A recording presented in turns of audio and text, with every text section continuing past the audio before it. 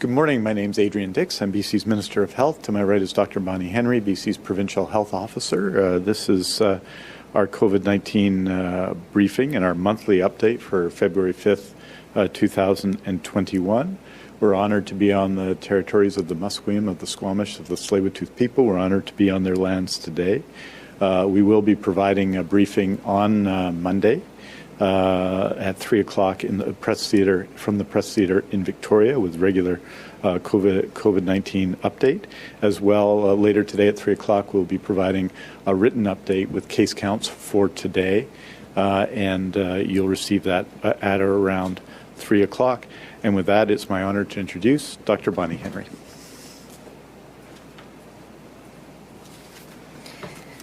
Thank you and good morning.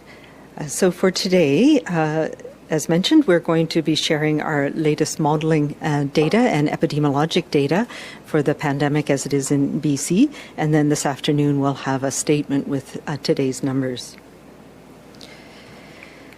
So what we are going to talk about this morning is, again, how and where the virus has affected people in British Columbia. To start off with, geographically, this is the distribution of where cases are by health service delivery area. So updated on the left is the cumulative totals since the pandemic started last year, and on the right, the past 7 days. And as we can see from this, we have had ongoing transmission in areas that have not previously been heavily affected in British Columbia, particularly in the north and the interior of BC.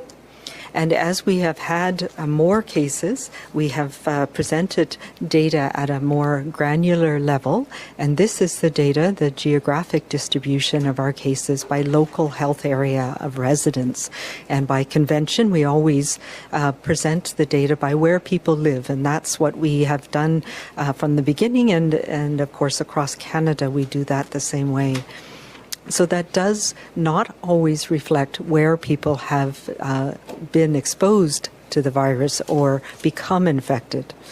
But by local health area, now that we have increased numbers of cases in our local health areas, we can present this data more frequently without risking re-identification of individuals. This tells us that there has been no area of the province that has been spared from this virus. And in the last 2 weeks, we have seen spread particularly in areas that have not yet seen such spread in communities in the interior and the north in particular. And on a positive note, we've seen decreased activity in some of the hard-hit areas early on, particularly in the Fraser Health region in the Surrey area. This is the profile of our cases over the last couple of weeks. We've had 3,000 new cases this week and 108 people newly hospitalized. As you can see, our epidemic curve increased and peaked in November. It has come down. We did see a bit of a blip again early in January related to transmission over the holidays. And we've now flattened and slowly started to decrease. This is the same information presented by the date of the lab test or report, and it goes back only to the summer, but it shows the progress that we've had in our second wave of the pandemic here in British Columbia. Again, the majority of cases happen in the Fraser Health region, but what we've seen more recently is a steady decreasing in Fraser Health, which is really great news, but an increasing in some of the other health authorities, particularly the interior and the north, and also what we're seeing in Vancouver Coastal most recently has also increased, and that is we're seeing more cases in areas like Whistler and in the North Shore Coast Garibaldi region of Vancouver Coastal Health. As I mentioned last week, we have plateaued. We've started to slowly decrease again, and that is important for us, and we'll pay more attention to that in the coming slides.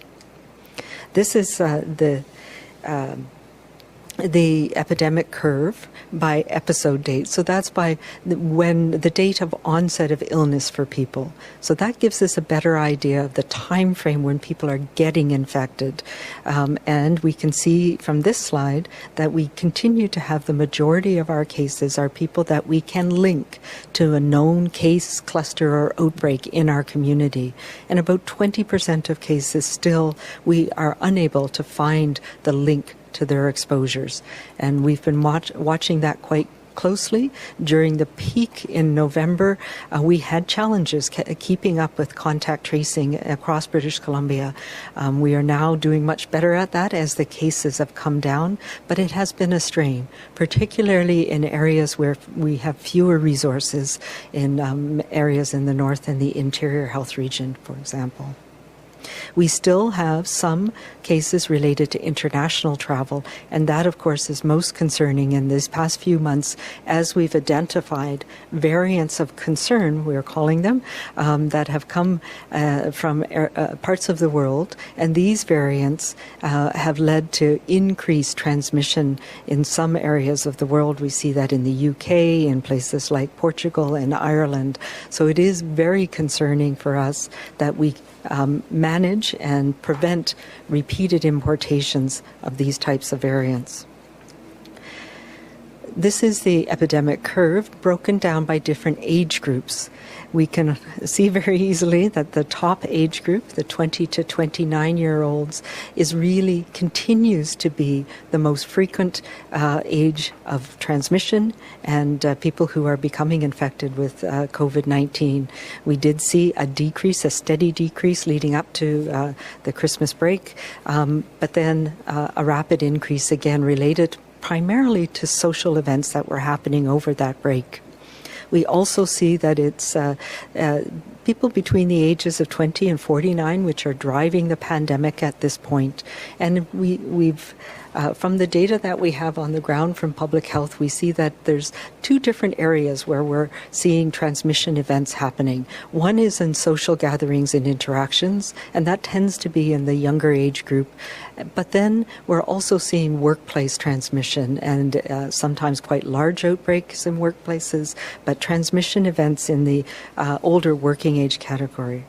The things that are important to note on this is that we have seen, again, low rates of transmission in the 10 to 19 and the 0 to 9 year age groups, and those have come down. There was a peak after the winter break where there was transmission, likely related to social events over the Christmas break or the winter break. But we're now seeing, once schools are back in place, that transmission rates are going down again. And really importantly, we are finally seeing a concerted and continuous decrease in transmission and cases in people over age 80. And that is very gratifying for us as it reflects the protection that we've been able to provide people, primarily in long-term care homes, from the immunization program that started in December. This is looking at our case rates and testing in BC overall and by different health authorities. And just quickly to say that the background gray shadows gives us a sense of how many tests are done per day. And then the colored line is the percent positivity in a rolling average. The good news on this slide is that we've seen a steady decrease in both testing percent positivity and numbers of cases in the Fraser Health region. It has been lowering and finally coming down again in Interior Health and Vancouver Coastal, with a bit of a blip here in the last few weeks. Most concerning is the areas that we've seen quite high percent positivities in the north, and that reflects transmission in several communities across the north. That is now coming down, but still remains relatively high. This is the same information broken down by age groups, and particularly we look at this to help us understand transmission in specific settings. And the 5 to 12-year-olds and 13 to 18-year-olds is a group we watch very carefully as school-age children. We can see in the background that there's a big spike in September, and that was when a lot of testing of school-age children was being done at that period of time, although the positivity rates were very low. They have come up in all age groups as our second wave progressed, reflecting transmission in the community. But we are not seeing accelerated transmission in school-age children, which is also very important, and where we're seeing the most transmission and the highest percent positivities are in the 19 to 40-year age group, as we talked about before. And again, we see a nice, steady, finally, decrease in transmission rates and with high testing in people over age 80. This is a reflection of how our healthcare system is being impacted by our pandemic. As we can see, the cases peaked in November, and hospitalizations, a lag indicator, peaked several weeks later and have now come down but leveled off again. And the same we're seeing with deaths, which peak later than our hospitalizations and the cases.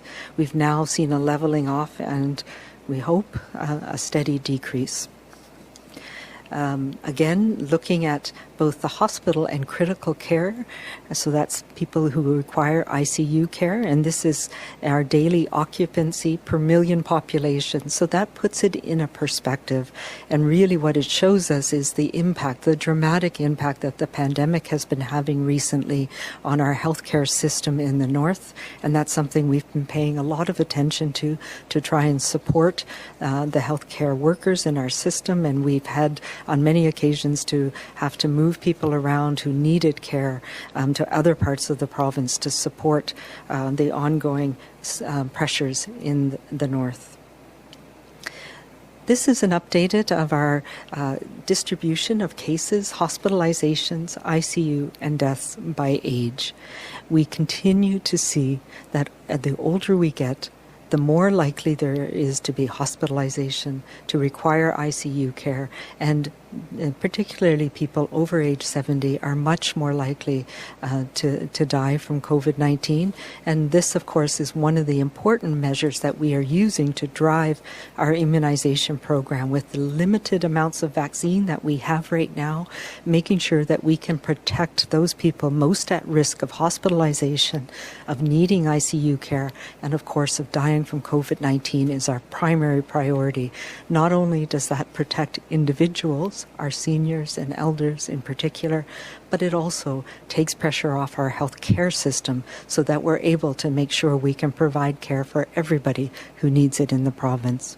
The other important thing that we continue to see in this that's reflected here is that people under the age, children and youth under the age of 19 and particularly under the age of 10 are still underrepresented compared to the proportion in the population, which is one of the positive things that we have out of this pandemic, reinforcing that young people are much less likely to be infected and also, thankfully, less likely to have severe illness. This is a bit of update of some of the data we have on school-age children that we've been watching carefully.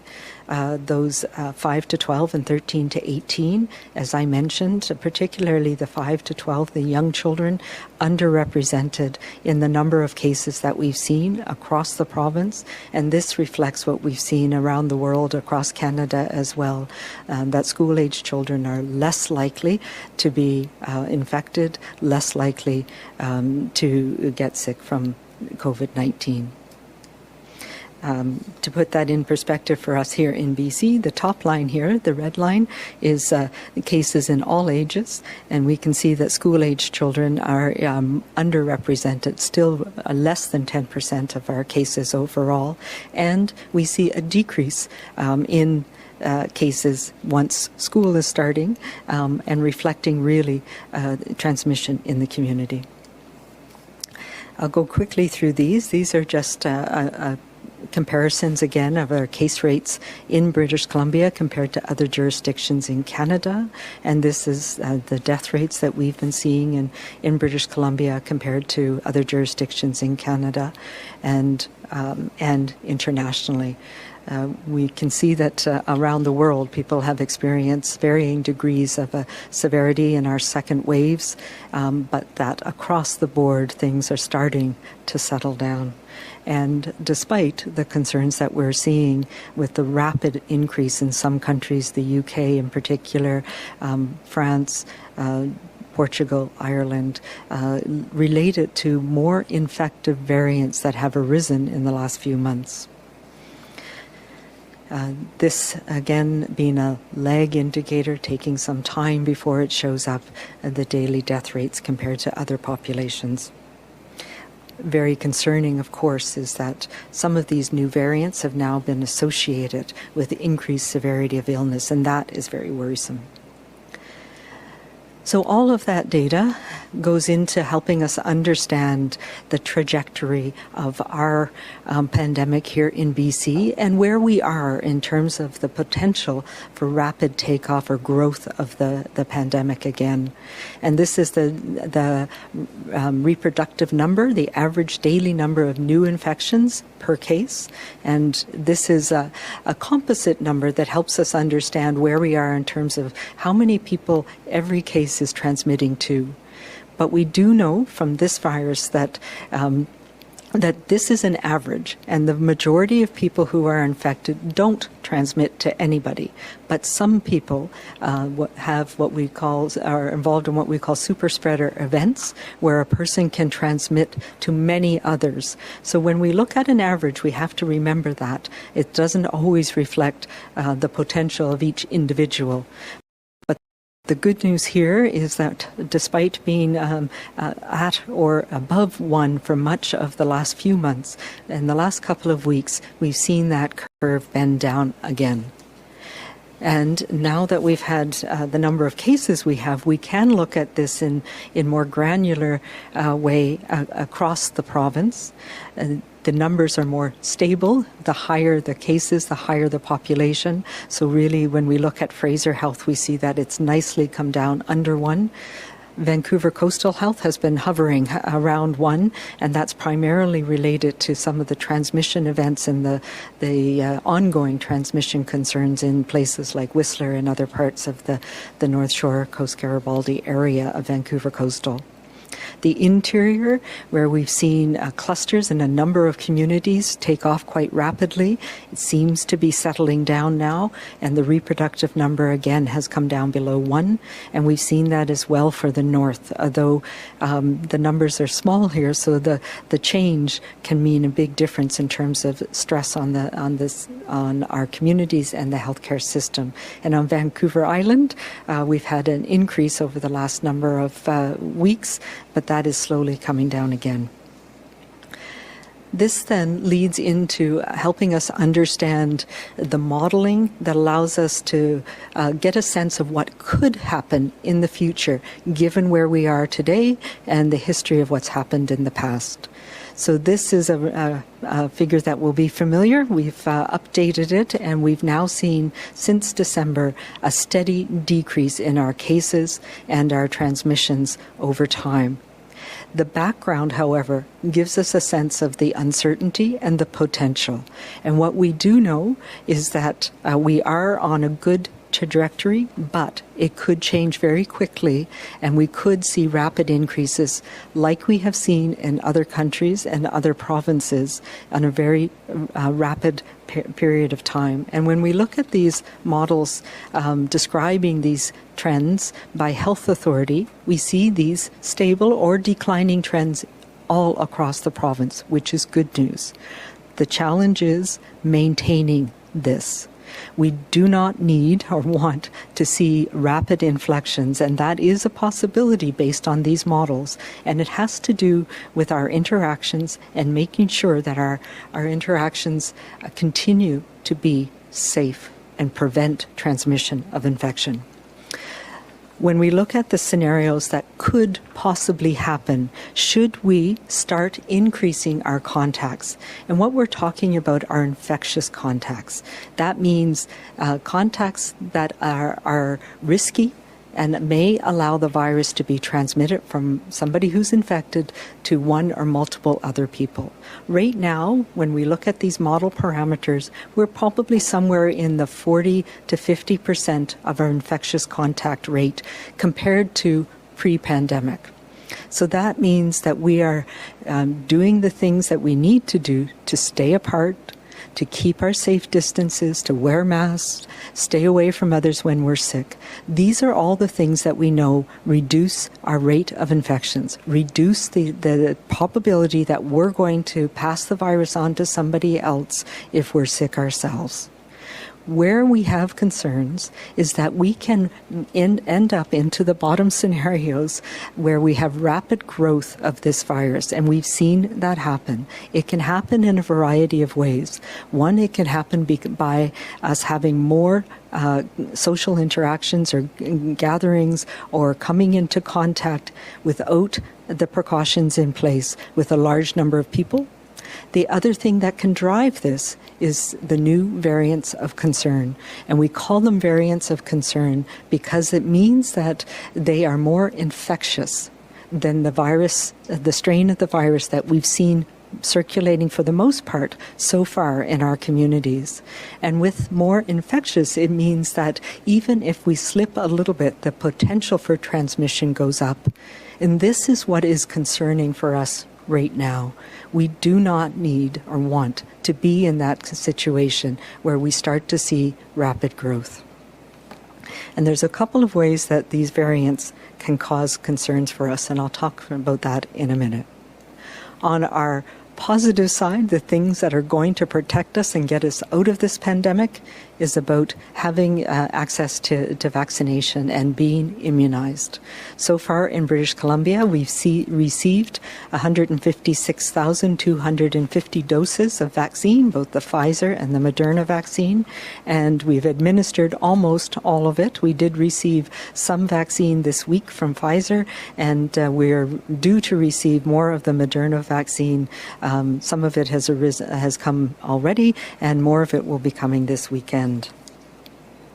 Our focus of the immunization program, as we know, has been particularly on protecting those most at risk, and that is our seniors, elders, and residents of long-term care. And we have done fairly well at getting first doses into the vast majority of our long-term care residents across the province, 87% based on the target, the number of residents that we know, and we'll have more detailed breakdowns of this information by care facility in the coming week. But there are some people who have not been able to receive immunization, primarily because they've been recently infected with the virus. And we've gone in to immunize in care homes where we're having outbreaks, and we're now seeing it is helping us to stop those outbreaks rapidly. However, unfortunately, some people are still in the acute phase of infection and can't be vaccinated, but we will catch them up in a few weeks. As well, some people have not had consent, but that's a very small number. Also, very importantly, is making sure that we protect the circle around those most vulnerable people in long-term care, and that's immunizing staff and people who work in care homes. And again, we've had very high uptake in most places around the province, and we'll be looking at this in more detail on a facility-by-facility basis in the coming week. We also have been focusing on people who live in our registered assisted living residents, and this is an ongoing initiative to make sure that we capture most and all of those people who are most at risk and people who are working in those settings as well. Very important part of our immunization program is making sure that we have a safety surveillance system that allows us to know every single dose by lot number and by vaccine that goes into every person's arms. This is incredibly important, particularly because these are new vaccines. And as more vaccines come online, we need to be able to monitor for safety signals. And safety signals are signals that come up when large amounts of vaccine are used in large numbers of people. And so we now have millions of people around the world. The clinical trials that were done had 40,000, 50,000 people in them, and you would expect to see any common safety concerns, but not rare events. So what we have been doing is we're part of a national and international system of monitoring for safety, and the good news is around the world, across Canada and here in BC, we have identified no new safety signals with either of the vaccines that we're using, with over 145,000 doses, as I mentioned, being administered here in BC. So we have had 205 what we call adverse events following immunization, APEs. These are written out events that we have been monitoring with all vaccines for a long time. So we know that this means people are watching very carefully for these. We have approximately 14 APEs or adverse events reports for every 10,000 doses of vaccine. So that's not unexpected. In BC, we've had 55 people who are classified as having a serious adverse event, including mostly severe allergic reactions or anaphylaxis. This is something that we've seen that came out of the clinical trials with the vaccines that we have, and we've seen around the world, and we are monitoring very carefully. It's also something that's not unexpected with a vaccine or any medication, and we have provisions with all of our immunization clinics to make sure that we can detect and care for people who have this type of reactions and treat them. And so far, everybody has recovered from these allergic reactions, and only a very small number of people have had to be in hospital for a short period of time. Importantly, there are events that can happen, particularly when we're immunizing older people, that are temporarily associated with the vaccine but are not caused by the vaccine. And we're very careful. We have what's called a causality committee that does this work in BC, across Canada, and with the WHO internationally to monitor very carefully. And so far we have not seen any serious events caused by the vaccine. I want to finish by talking a little bit about variants of concern. These are something that have entered our lexicon in the last few weeks, particularly because of one variant that was detected in the UK to start with that was associated with increased transmissibility, rapidly increasing numbers of people being infected. And this virus is an RNA virus. That means it has a single genomic sequence, which means that every time it replicates, there's a potential for a mutation or a change to happen. I liken it to, it doesn't have a spell checker. So sometimes the genetic code can get it wrong and misspell. And that can, in some cases, lead to a virus that has some sort of ability to take over or spread faster, gives it an advantage. And this is one of the things that we've seen in the UK, that the virus variant that was detected in the UK meant that it could be transmitted more easily to others. And more worrisome, in the last week or so, there's also been some data that suggests it might cause more severe illness. Sometimes it's very difficult to tease that apart because we know the more people that are infected, the more people are going to have serious illness. But there is some concern about that, and that is very concerning to us as well.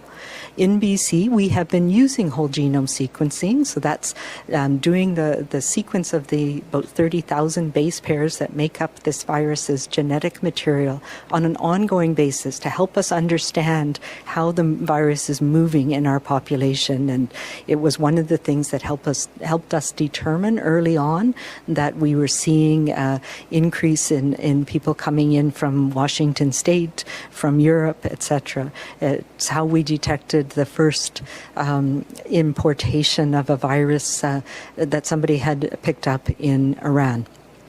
Right now, we do about 750 whole genome sequences on positive tests per week. But the BC CDC lab, as working with partners across the country, is developing a screening marker so that we can screen thousands of samples per week, hopefully get to all of the positive samples being screened for this, and then with this marker lights up, doing the whole genome sequencing on those targeted isolates, we call them, or the swabs, the virus that's being detected from cases. So right now, we are doing whole genome sequencing to look for the variants of concern that have been identified internationally. So there are many other variants out there, slight changes. As we've seen, it changes about 2 mutations per month. But these ones are concerned because, as I mentioned, they have increased transmissibility, and there's some concern that the variant from South Africa may give it some ability to, the vaccine may not work as well. Some vaccines may not work as well in that variant. So this is what we have as of yesterday here in British Columbia. We've sequenced about 4,500 cases, and we've detected both either the UK or the South African variant in 28 cases. Of the UK variant, 14 of those cases were directly were people who had histories of travel directly from the UK, from Ireland, from Dubai. There's a few other countries as well. And there were 5 individuals who had this variant who were close contacts of somebody who traveled. So far, those variants seem to be relatively contained, but it is concerning to us that we continue to have transmission in our community of these variants, the UK variant in particular, and we're increasing our screening and targeting of outbreaks and other places to make sure that we are finding and containing this variant. Of concern to us is we also have 8 cases of the variant B1351, which was first detected in South Africa, that were acquired locally. And in 5 of these, we do not know where that person acquired the virus. 3 of them were contacts of somebody who had acquired the virus either from travel or locally. So this is more concerning to us. Again, we don't seem to be seeing widespread variants here in the province yet, but we are stepping up our surveillance and targeted surveillance to better understand where we are. And if for those who are following, we have seen an increase. We had only a few of these detected, even as early as last week, and we've had double the number within this past week. So this is something we are watching and are of great concern. This is just a schematic to help you understand a little bit about how we use these variants, this whole genome sequencing, to understand transmission and transmission patterns. So what this shows is a phylogenetic tree. It's kind of like an ancestry tree with the ones that are on the same line or the same fork being more closely related. So they would be brothers and sisters compared to cousins that are on a different branch of this tree. And this is all of the whole genome sequencing that we've done in BC in the last little while. And in blue, there are the small number of dots that represent these variants of concern. And finally, this is a tool, and this is a pattern that we use when we're looking at outbreaks in British Columbia. And this is the phylogenetic tree with one particular outbreak that helped us understand that it wasn't all transmission with one introduction, because we can see that there's 2 different families of virus that have been transmitted in this outbreak, and that tells us that it wasn't all from one introduction, that there was more than one person who brought that virus into that outbreak. And that is one way that we do our outbreak investigations, helps us to understand the transmission of the virus in different settings.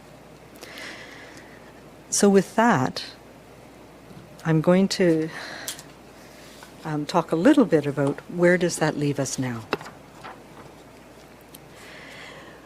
So what this modeling and the epidemiology tells us is that we are seeing some encouraging signs here in BC.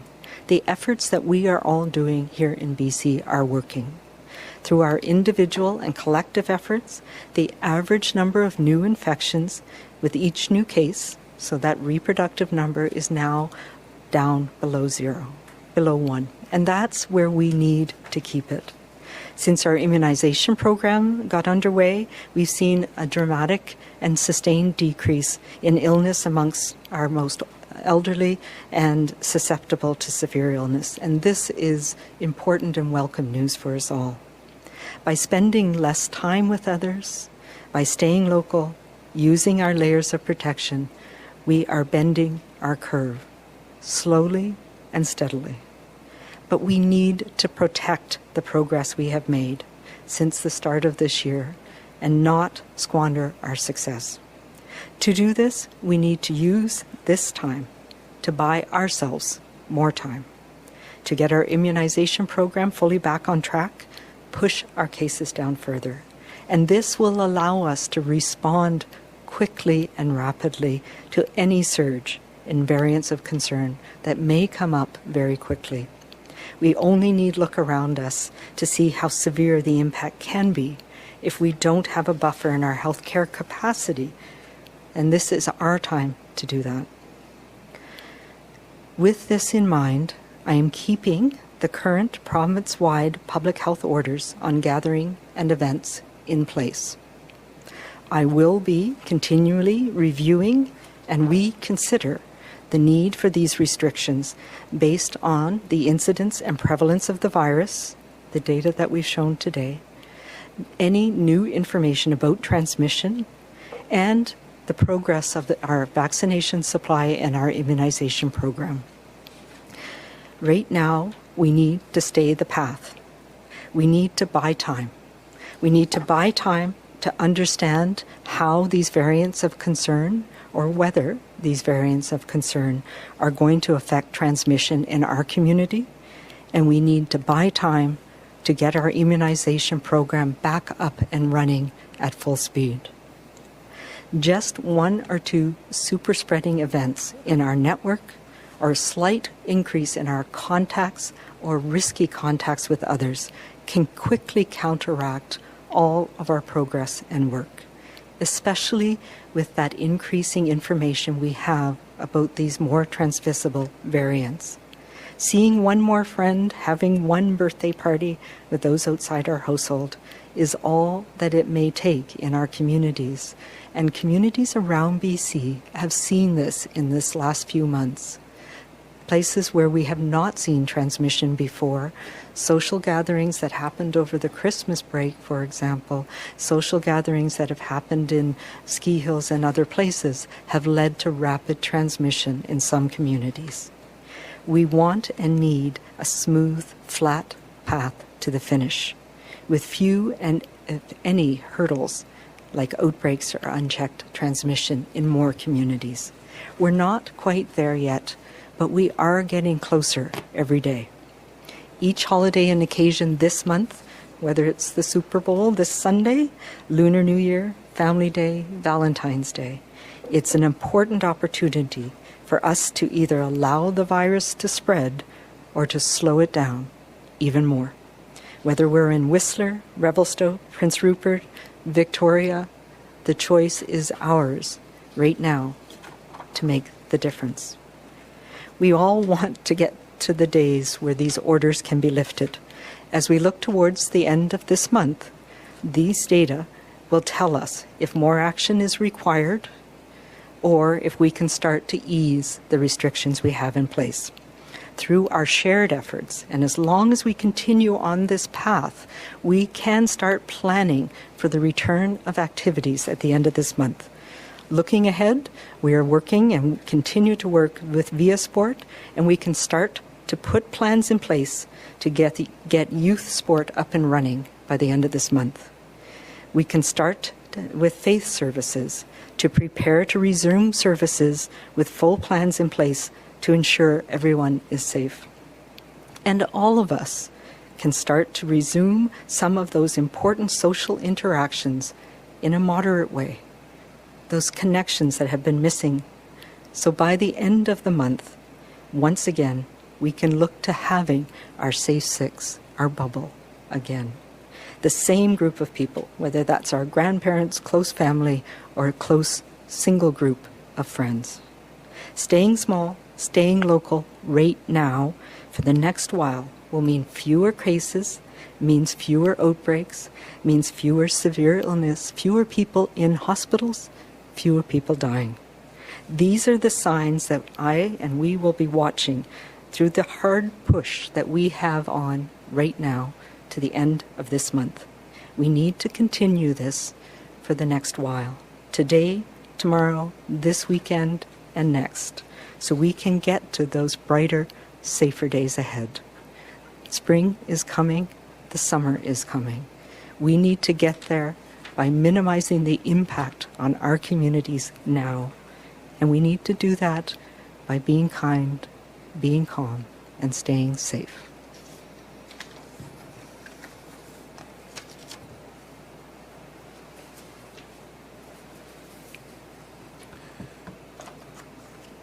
Thank you very much, Dr. Henry. And I just want to start by acknowledging those people who have passed away from COVID-19, the 6 people who passed away yesterday, all in the Fraser Health Authority, the 1,240 people who have died from COVID-19 since the beginning of the pandemic.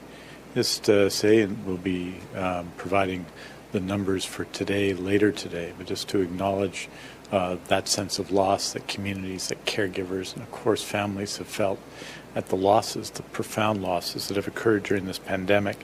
And they remind us as well of the need, and all of our need, to continue our work to stop transmission of COVID-19. I'm not going to add anything to the modeling today, except to note page 25, which shows, if people have the modeling in front of them, or we'll see it later, which shows different paths that can happen based on all of our activities.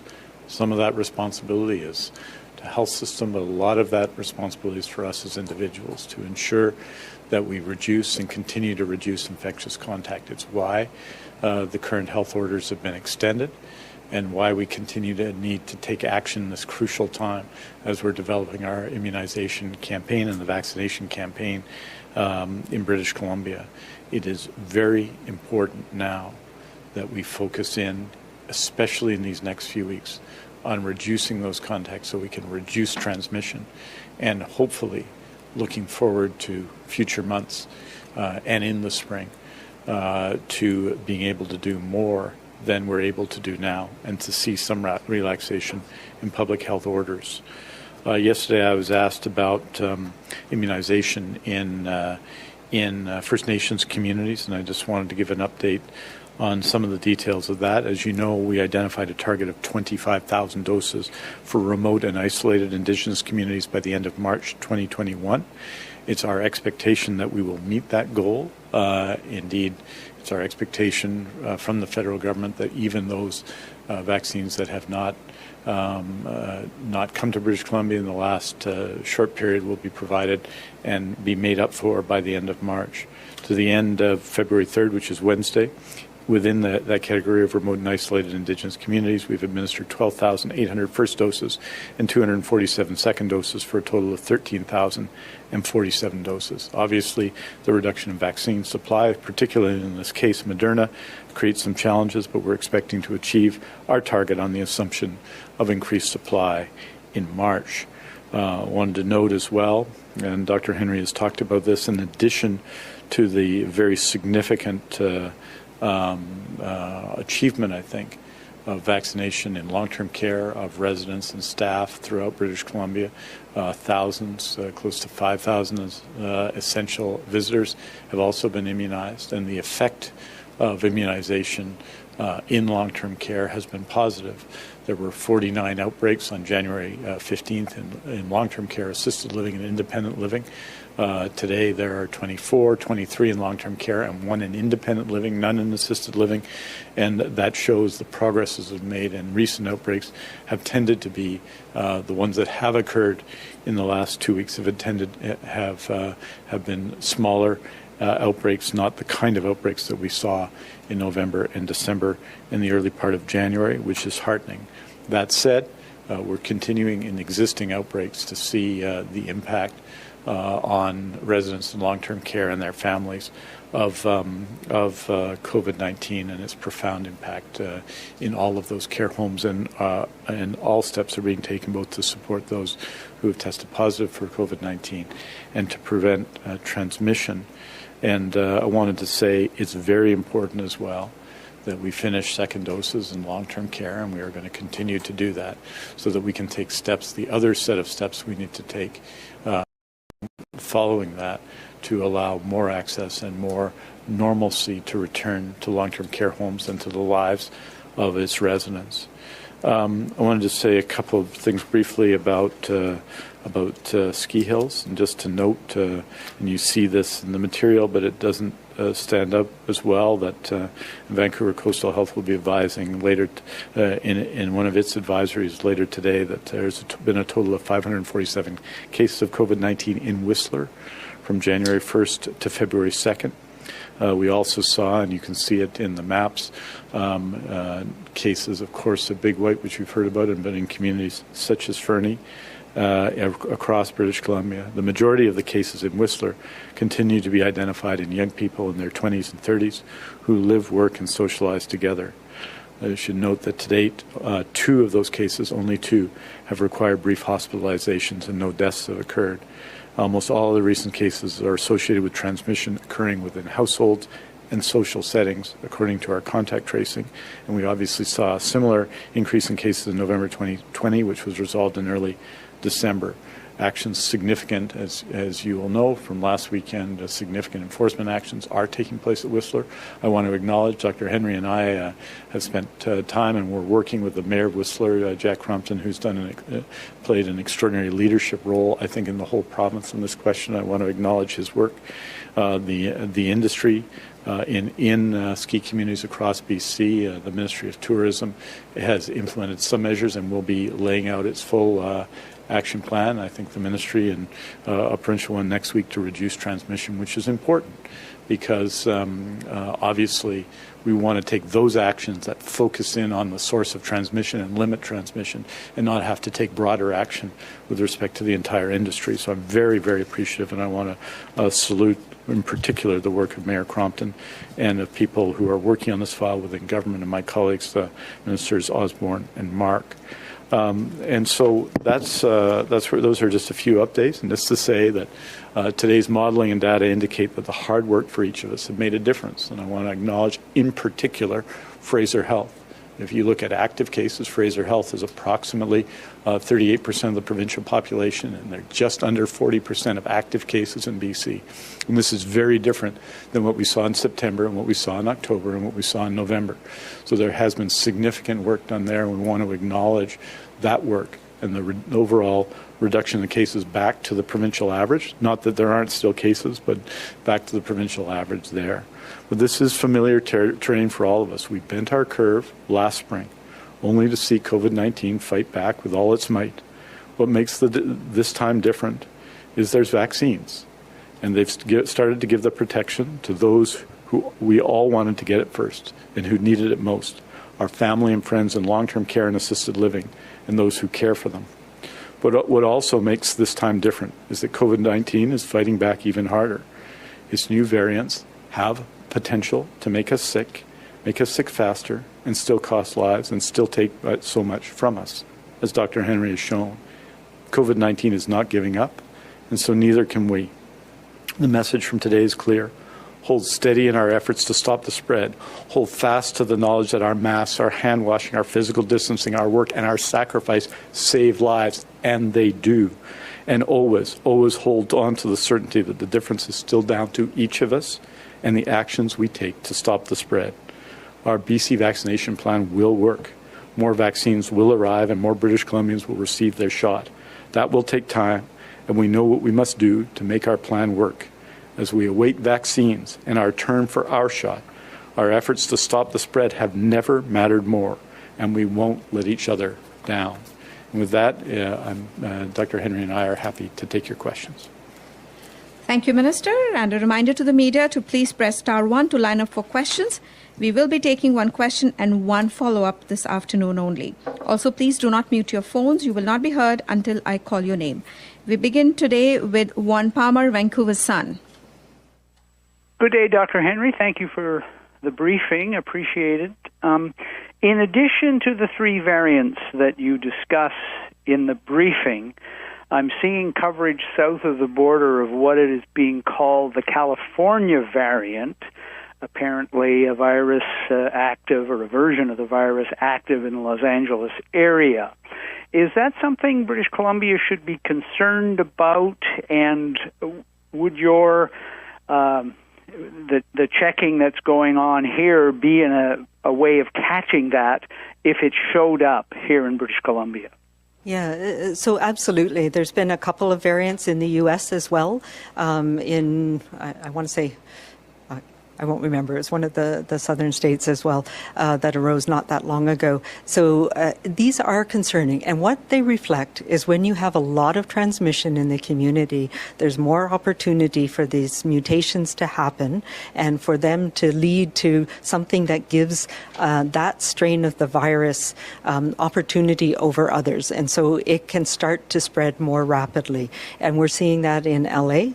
We're seeing that in the UK was the first that really alerted us to this concern. So that's why we get fussed about wanting to reduce transmission.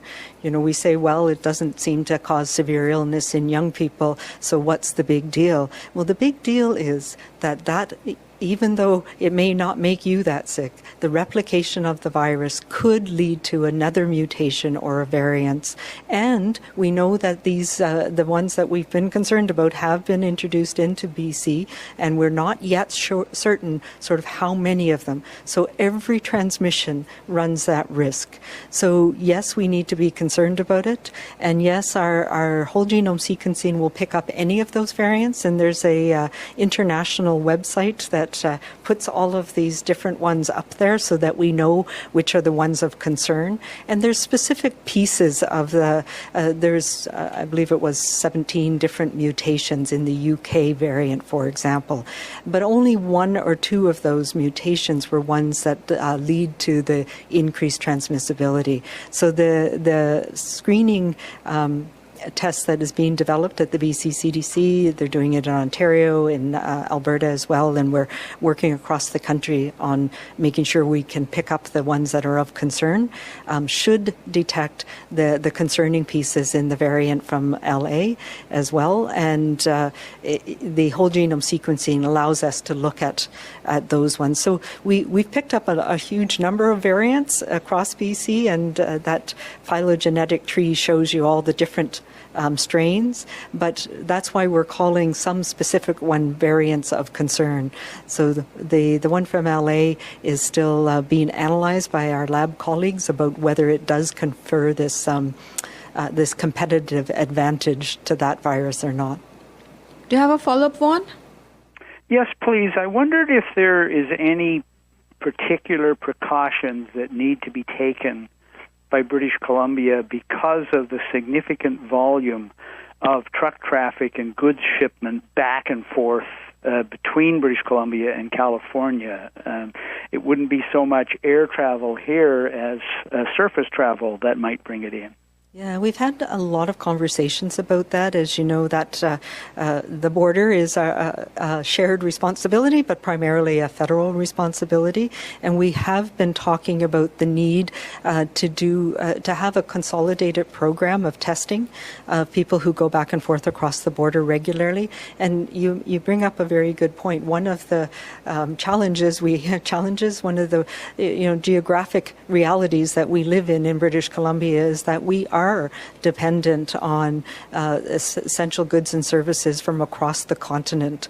And that makes it much more challenging for us to get to things like COVID-0, where people can control who's coming in.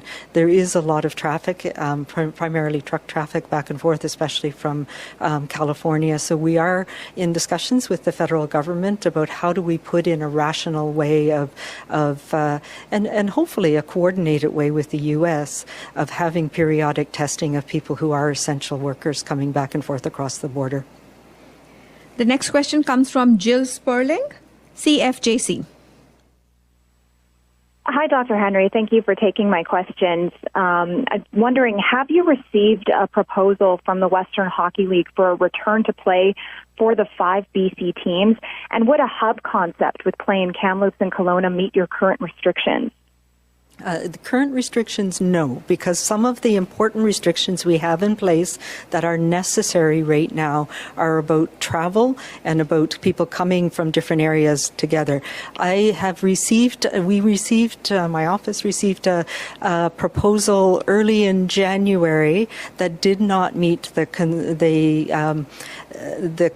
considerations that we had in place currently. I know we've received some emails about other thoughts that they had about different types of hubs. Haven't seen that in detail yet, but I am hopeful. This is one of the things that we need to plan for.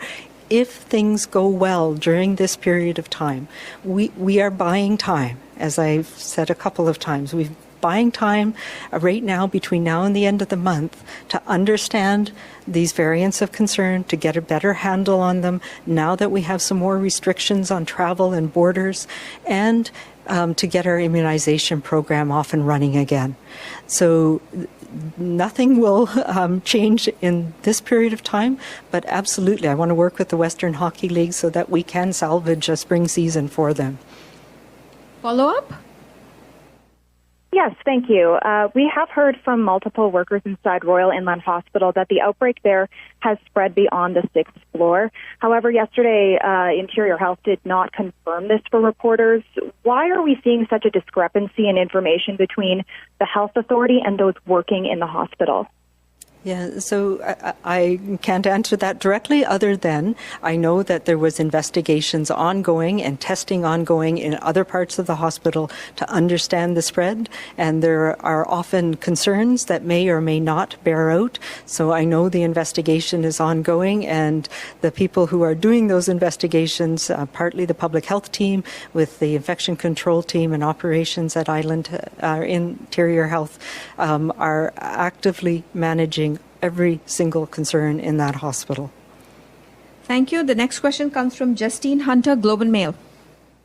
Hi, thank you. The exposure of the variant is still in BC is still low, but we've got limited capacity to do the screening. I know you said you're stepping up surveillance. I'm just wondering if you could walk me through exactly what that looks like. Are you shifting contact tracing resources or putting more into the genome sequencing, or is there this other branch of screening that you're looking at? I just want to get a better idea. So the short answer is all three. So when I talk about surveillance, part of it is lab surveillance. So using the marker, the indicator test, which is part of the PCR test we're going to ramp up to do it on every single case in BC, but that should be in place in the coming days. I've been talking with Dr. Krajden about pulling that together, and they are moving ahead with that one. So that should happen very quickly, and that will help us target the whole genome sequencing. We're also increasing our capacity to do more whole genome sequences. It takes a lot longer to do them, and there's a delay sometimes. So part of our surveillance is trying to ramp up our screening lab test that helps us identify which are the ones that are likely to have these variants of concern, or at least part of them. So that's one phase that we're doing. We're also very targeting more concerning outbreaks, spread in communities, and people of specific age groups. We've been focusing on ensuring children of school age, for example, that we do oversample and do whole genome sequencing on people who are positive in that age group, and of course anybody who's positive from international travel.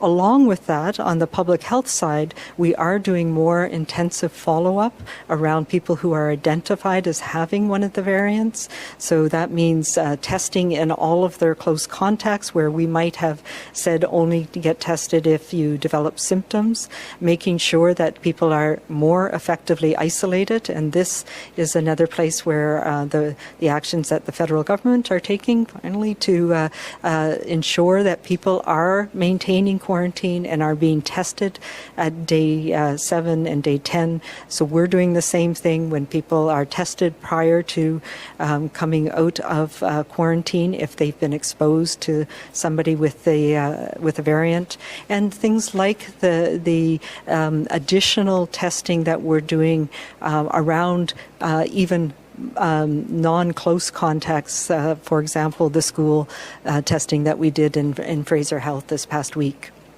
Follow-up, Justine? Yes, thanks. And this is more around the immunization program. You talked about trying to buy more time to get that back on track. Under the plan that had been rolled out a couple of weeks ago, there was the expectation that, for example, seniors in the community would be getting calls from their doctor maybe in mid-February to try and book their first shot. So I'm just wondering if you can give us an update on what people who are kind of next in line in that second phase, when should they expect to start hearing about shots at this point? Yeah, so that's, we were hoping mid-February, but the vaccine has not arrived, as you know, for this last 2 weeks. And even next week, it's going to be reduced from what we expected. And we are putting in place, so it's more the 1st of March. People who are 80 and above in the community who have not yet, a proportion of those people are people who live in care homes, long-term care, assisted living. So yes, we are putting in place a couple of things. So it will not necessarily be your family doctor who will call you.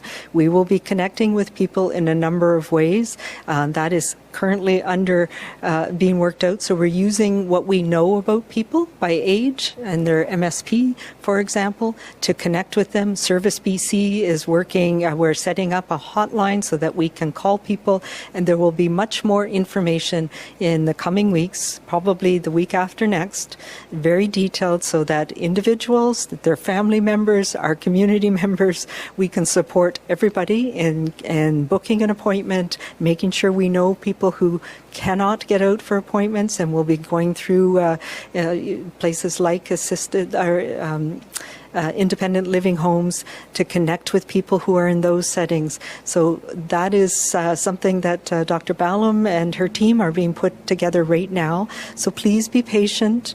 We will have much more information about this, both through the public, to people directly, through your care providers, through community groups, to connect with our elders and seniors and get them immunized as soon as we can. And the target is to be starting with our mass clinics as soon as vaccine is available in March. Thank you. The next question comes from Richard Zussman, Global News. Dr. Henry, we've heard you refer a few times to the end of February. Can you give British Columbians sort of a deadline of what you are looking for over the next few weeks in order to ease the restrictions? Is it a certain number of cases? Is it a certain number of variants? Is it a number of vaccines? Like, what are you looking at for numbers to reassess these restrictions? It's all of those. So yes, I will be looking at, are we on a continual down? Where are clusters happening? Helping to understand where transmission is happening in the community. But case rates are an important piece of it. Looking at outbreaks is an important piece. Looking at whether these variants are taking off or increasing. So part of it is having that more detailed multi-layered surveillance in place.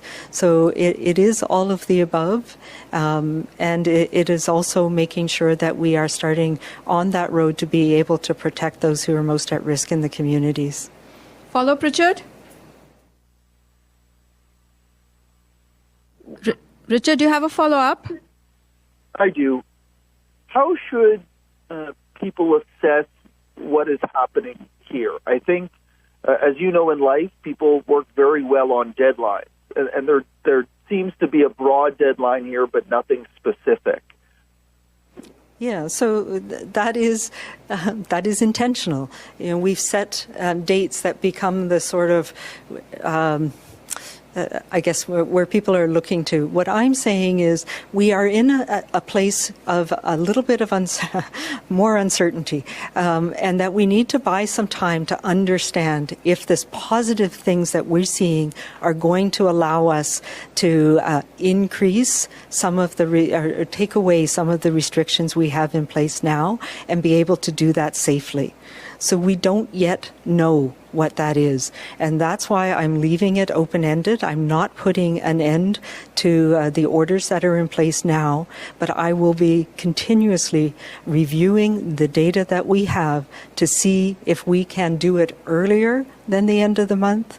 But I want people to start thinking about it's not going to be, yay, we're out of this, we're back to normal. It's going to be, can we slowly and thoughtfully find an increase in those social connections that we all really want, and some of the activities that we've had to curtail because of these risk of transmission, and do that in a safe way in the coming weeks. And much of it will depend if we start to see, I hope we won't, we start to see one of these variants take off, then all bets are off, and we may need to actually increase some of the restrictions that we have in place. I don't want to go there, but right now we need to buy that time to understand, to stay the course, so we can, part of getting immunization going again is really important to protect those who are most at risk, and that gives us a bit of buffer. People call it hardening the vulnerable. So that is something that's part of it as well. And I think we will be making good progress in the next couple of weeks, and if we can, we'll take off some of these restrictions earlier. So now's the time to prepare for how to do that safely. And I think if we look around at jurisdictions around us in Alberta, in Ontario, Quebec, they are actually looking at lifting some of the restrictions to take them to a place where we are now.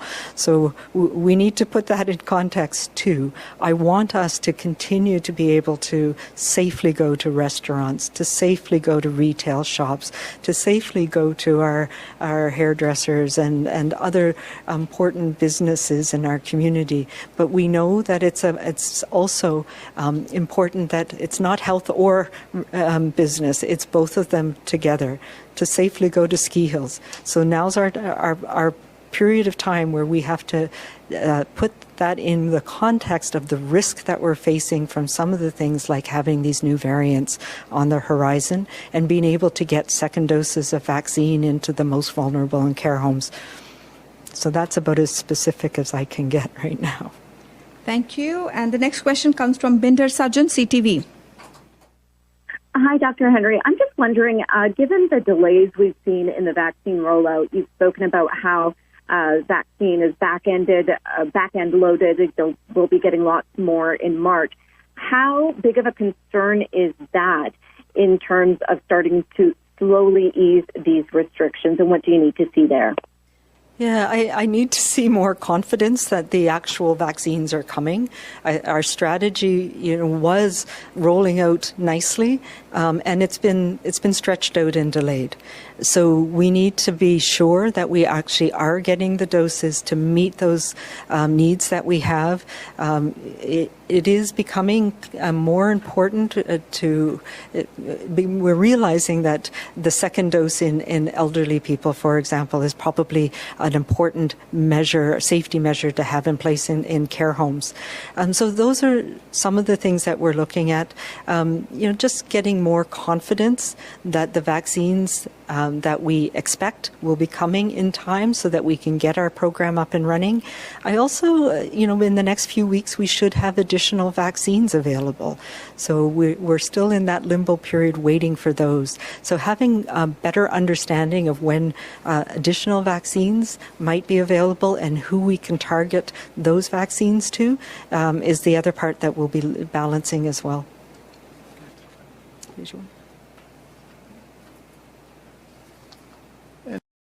And just a reminder that the core of our vaccine program so far, and you see its impact in long-term care already, and we expect it to continue to have that impact, but the core of it is to focus on vulnerable communities. And those are our priorities. That's what we set, that's what we laid out in our plan, and that's what we're proceeding with, albeit with less vaccine, more slowly than we would like.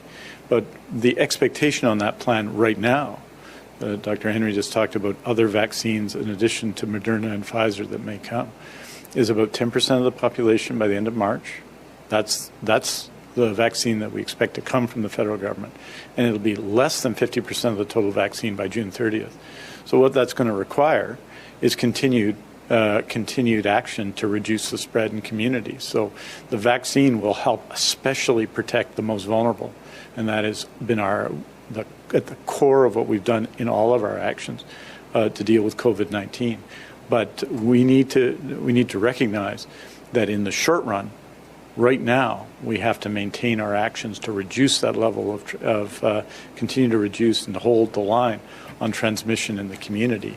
And that vaccine will protect a lot of vulnerable people, protect our healthcare institutions right now, but it's not the answer in and of itself until we get much more vaccine later on in phase 2 and then phase 3 of the plan. Do you have a follow-up, Binder? I do. Minister Dix, I wanted to see if you could expand a little bit on what you were saying there about Whistler. It sounds like there's more perhaps restrictions or there's a safety plan coming. Can you talk a little bit more about that? I know with young people in Whistler, they've often talked about, how expensive housing is, and so many end up living together. And just wondering if that means that there could be some sort of an isolation facility opening there. I think, and Dr. Henry will speak about the issue of transmission in a second. I think it's important that we understand that. But I think that already last weekend you saw 61 inspections by WorkSafe BC, significant, I think a couple of dozen inspections by environmental health officers from Vancouver Coastal Health. So that work is happening. Right. One of the places we're seeing transmission is in social gatherings and social settings around Whistler. It's not skiing on the mountain that has been the principal source of transmission.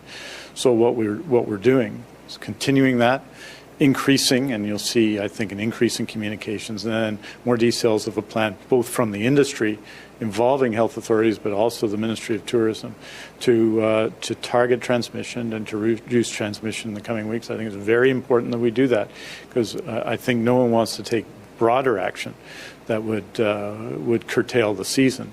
But we need to take action now. The number of cases, more than 500 cases at Whistler, for example, from January 1st to February 2nd is too many. And the fact that it's only brought 2 hospitalizations at Whistler, because it's 547 cases in Whistler, remember.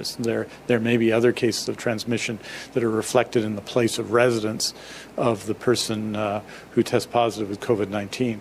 This is significant. It's also significant in Fernie and other communities around BC. So we have to take these steps now. I know the industry is very interested in doing that and involved and active in the plan, as are other parts of government. So we have to take some steps to focus on, make those workplaces and those communities safer. And the municipalities, I think, are doing a very good job, particularly Whistler, in engaging in this. And we just got to keep doing it, because regardless of the nature of the transmission or the seriousness of the illness, that's way, way, way too many cases. I would just say that, public health has been working with the communities, Big White, Whistler, Fernie, and others. And yes, there are already places in hotels and other places where people who are infected can safely isolate without infecting others in their household or in their communal living setting. That's been in place with Vancouver Coastal for some time now to help support people who are infected. But, the other thing that we've been saying for some time as well is stay local. And for Whistler, that means day trips only. Right now is not the time to go up there and party. And that is important because the community needs to be protected from us. And we need, if we're going up to Whistler, not to bring those things back, not to bring the virus back with us to our community. So staying local is one of the important things that we all must do around the province. And for that, day trips is a good proxy for that. I know that means that there's a broader community that can do day trips up to Whistler, and that means they need to check ahead to make sure that there is space on the mountain. That's another issue that we've heard has been a concern, and I know the community is looking at how they can support that too. Thank you. And we have time for one more question this morning. For everyone listening, Dr. Henry and Minister Dix will release a statement this afternoon with the latest information on cases, hospitalizations and outbreaks, which you can find at news.gov.bc.ca. For updated province-wide restrictions, visit gov.bc.ca/COVID restrictions. And for information about the province's orders and pandemic supports, visit gov.bc.ca/COVID-19. And the last question this morning comes from Marcella Bernardo. Hi, Dr. Henry. I just heard you say that partying up at Whistler is not a good idea, but day trips are still okay. And we've been hearing from people who have passes to go to Whistler who say they don't want to go, they don't feel safe going. We've just been told there's almost 600 cases in the last month attached to that ski resort. What is your advice to people who are now being told that if they don't use their passes, they're going to lose them? Yeah, so that is something that has been brought up to this industry group as we've been talking about. I know they're coming out with a plan. I expect it'll be next week. That is one of the concerns that has been brought to their attention. And I know the community is very concerned about that too. Follow up? So what specifically is being done to ensure that people are safe? Because you're telling people they can't go to church. You're telling people that they can't go to a movie. But it's okay to go to Whistler, where we now have almost 600 cases linked to that resort. Yeah, so what I'm telling people is it's okay to go outside, to go skiing, and we know that that in itself is not a risk. It's the befores and the afters and the parties and the getting together and the social gatherings. Those have never been acceptable, and that is where we're seeing transmission happening in several communities. And that is why it's so important to visit, not vacation. It's going, if people, I know many families, skiing is part of their winter exercise and activity. It's outdoors, it's low risk if you go with your family to your local mountain. Thank you, and that's all the time we have this morning. Thank you all for joining us.